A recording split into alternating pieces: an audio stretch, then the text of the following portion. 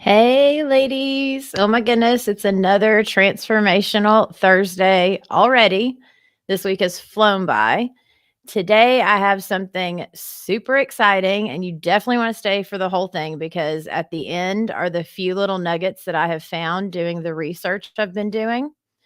So, my topic for today is about our online marketing as local service providers.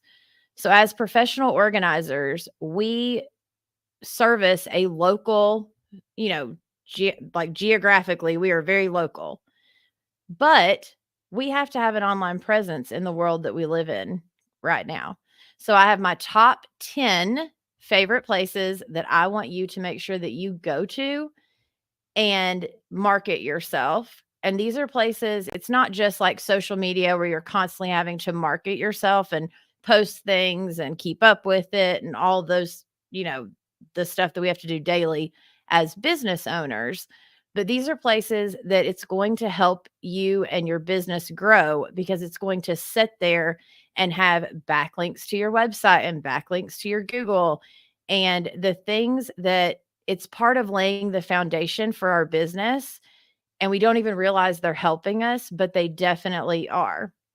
So, there's a couple reasons that I got into this topic for this transformational Thursday. And one of them is because I had one of my members in my group coaching community. She sent me a message and she said, "Hey, Samantha, I just wanted to check in with you regarding my business. I am still really slow this year so far. I usually end up with one or two jobs a week, which is still good as a professional organizer, but working 2 to 4 days a week is ideal. I'm just not sure what I need to be doing differently. So far this year, I have followed up with all of my clients. I've met with a realtor. I dropped off business cards to multiple different places. I've redone my website." She says, "I can stay busy every day, all day, working on social media and working on my Google business," which is a good thing, the Google business part for sure. "But this is definitely not my favorite part," which we all get that. "Do you have any thoughts on what else I can do to try and create some consistency in my business?" So, if any of you all follow me or have listened to me for any length of time, you know that I talk about laying our foundation and making sure that when we lay our foundations that we get them correct from the beginning, or even if we've started working with clients, we go back and at least make sure those foundational pieces are in place. So as the business starts to grow, which it also takes time and consistency are our friends in the world we live in today. But the other thing that got me thinking about this marketing piece and like other places that we could put ourselves as professional organizers is I'm working on my course for how to start your professional organizing business. And it's actually taking me a little bit longer than I thought it was going to, but it's because I want to make sure that it has not fluff, but every single piece that you could need to where if you're starting your business and you're like, "Oh, well, how do I get my business on Google?" You can go straight to that module and watch that how-to video. Or if you're like, "Oh, well, what do I need to be doing when I work with a client? I finally got my first consultation. How do I do that?" Okay, let me go to that module and watch that. And so I'm putting so much effort and prayer and thought and energy into making sure that this course is everything it needs to be so you can succeed in your business. But I'm currently working on the marketing and branding module. And what I realized is that I wanted to share with you all what I was finding because there's a few of them that, just to be honest, I was like, "Oh my gosh, I have been missing places that I could have had my organizing business listed that would have been helping me to get clients thus far." And I'm 3 years in, 4 years in at this point. So I wanted to, help you all learn what I'm learning. Then that way you don't have to wait 3 or 4 years to figure out the pieces that you've missed along the way. Okay, so let's get into these 10 places. Now, the first few are, I know you've heard them, but I'm going to reiterate them because they are so super important. So, number one is your Instagram bio. Now, I know if you follow me or if you're someone like me, which you probably are if you're listening, you're like, oh, I either don't want to do Instagram or I don't want to do Facebook. It's one or the other. And what I always advise to any of my clients or coaching members, anything like that, I tell them pick one and go with it. But the piece that I think a lot of us are missing is we still need to have our name claimed on the other platform. And we need to make sure in our bio, like let's say, for instance, that you're someone that says, okay, all right, Samantha, I'm listening to you. I'm going to focus on Facebook and I'm going to do a Facebook business page. That's where I want to, put my content. Great. But then you need to make sure on Instagram that you at least have it set up. You have some stuff there for when people find you because some people just prefer Instagram. But when they find you there, make sure it says something like, hey, if you're interested in what I'm doing, I am more active on my Facebook business page. Here's the link. Or I am more active on my website, like if you're doing blogging and those types of things, like wherever you're more active, make sure it says that in the link so they don't just look at your Instagram page and think, oh, she has 4 posts. She must not be in business anymore. No, you want them to see a few posts, but then also be able to see, oh, she's more active on Facebook or vice versa. If you're more active on Instagram, make sure your Facebook lets them know that. It has some information for them or posts or videos or whatever you want to do, but then it also leads them back to Instagram and lets them know that's where you're more active. So then that way they don't assume that you're not in business anymore or that you're not active on any social media. So that leads to number 2, our Facebook business page. And I do recommend doing a Facebook business page. Now, we all can absolutely use our personal page to promote our business. But what the business page brings is that we can get reviews. And this ends up mattering a lot. It matters. This matters if you get at least a handful of reviews on your Facebook business page. Because once you get those reviews and it's linked with your Google profile, then when someone finds you on Google, it's also going to show those Facebook business reviews as well. And that's what all of these are that I'm about to show you. They are things that when someone searches, you are going to show up. And then that's going to let Google or the internet know, oh, this person has authority in their business. They're very active. There are backlinks from other platforms. They're showing up all over the place. So then that helps your Google ranking go up. It helps people to find you easier. So, all right. Number 3 is Find My Organizer. If you've been around the professional organizing world at all for any length of time, you know about this website. If you've not, you definitely want to make sure that you have your Find My Organizer account active, your bio on there, your photos on there. And I'm not saying that you need to pay because there's the free version and then there's also the paid version where they're going to try to convince you to pay them. You don't have to pay. You can keep it the free version, but just make sure that your information and your business is on findmyorganizer.com. All right. Now the other 2 things right now, number kind of 4 is 2 different things, but it's anywhere that you can be on any online blog, on your own online blog on your website. And then of course there's Angie's List, Thumbtack, and Yelp. So I kind of put all of those together because if you just pick 1 or 2, that's great. I don't want you to feel like you have to go to a platform and start paying for leads, even though that is helpful sometimes, especially in the beginning to get the momentum going. But the point is like for me, if you go just Google the words love, laugh, organize, you're going to see that my Google profile shows up and then my Facebook reviews show up.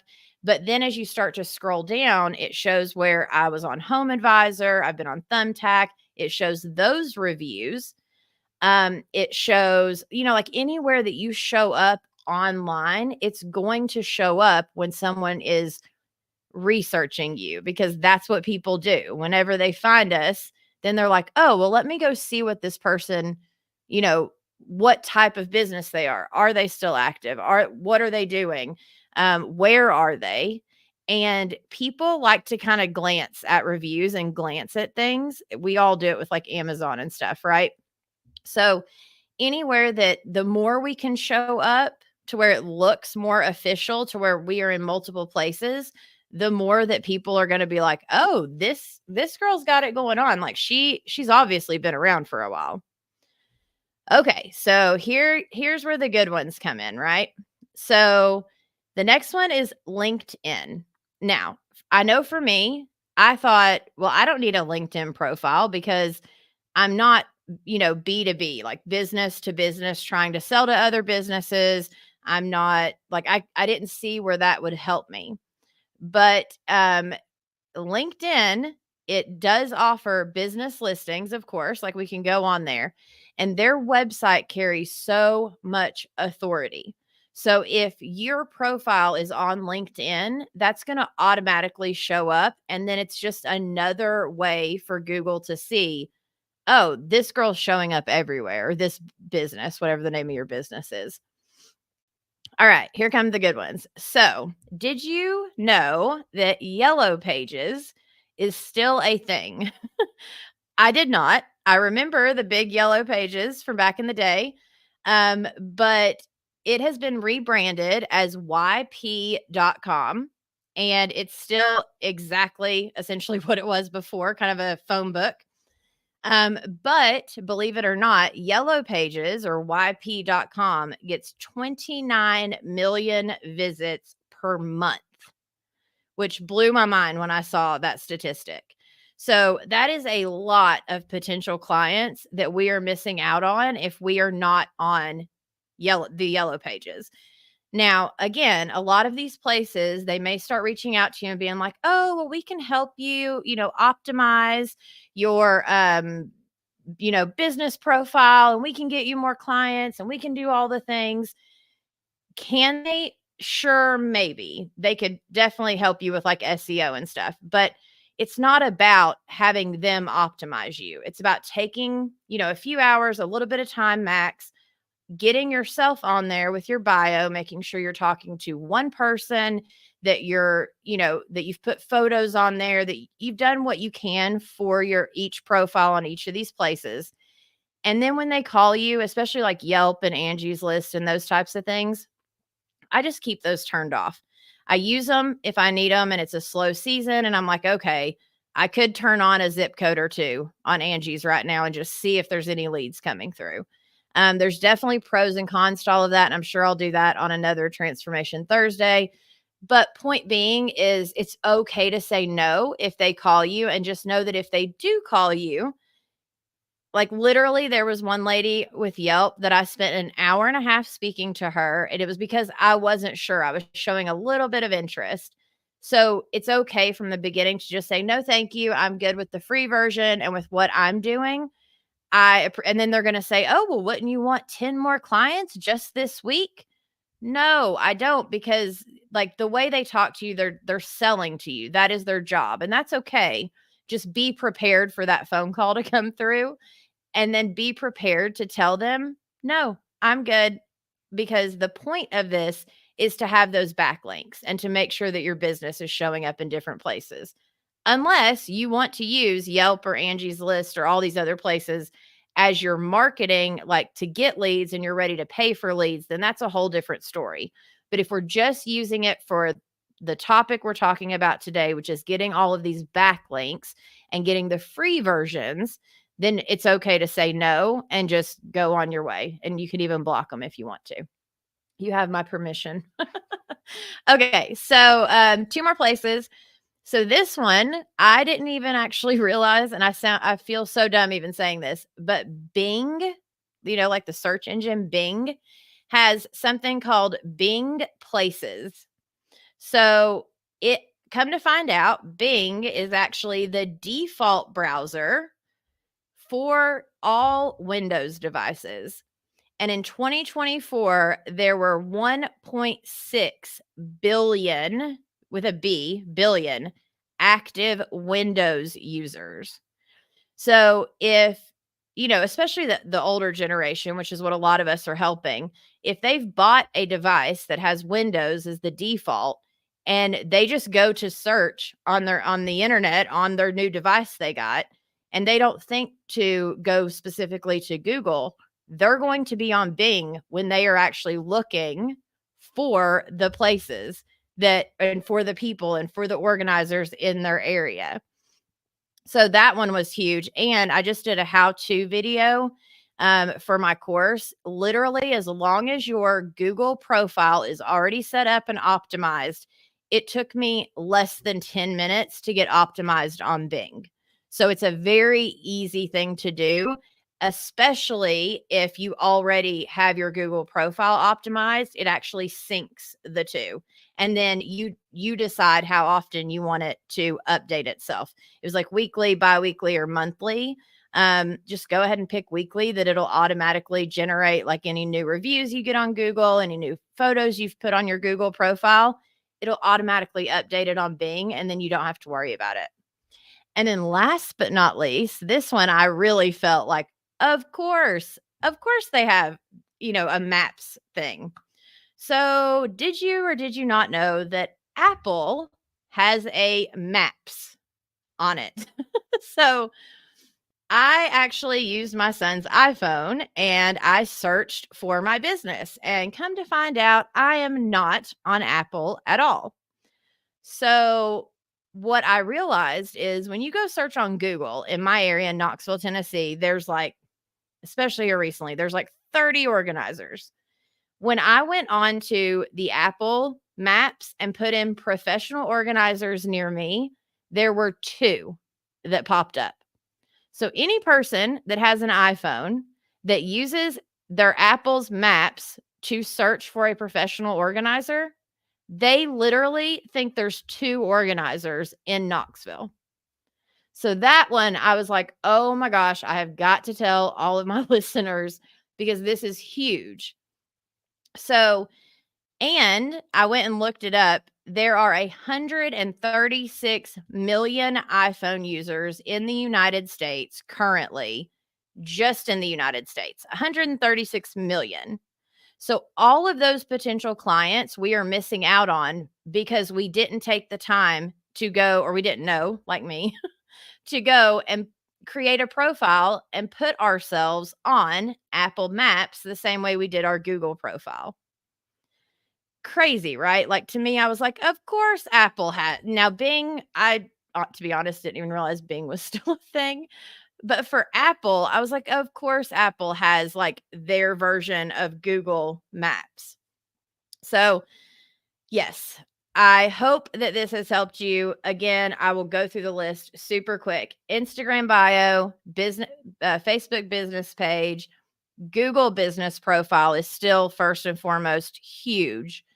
Find my organizer, and then anywhere that you can get backlinks on any local directory, blogging on your own website. You don't have to do it all the time and put a bunch of pressure on yourself.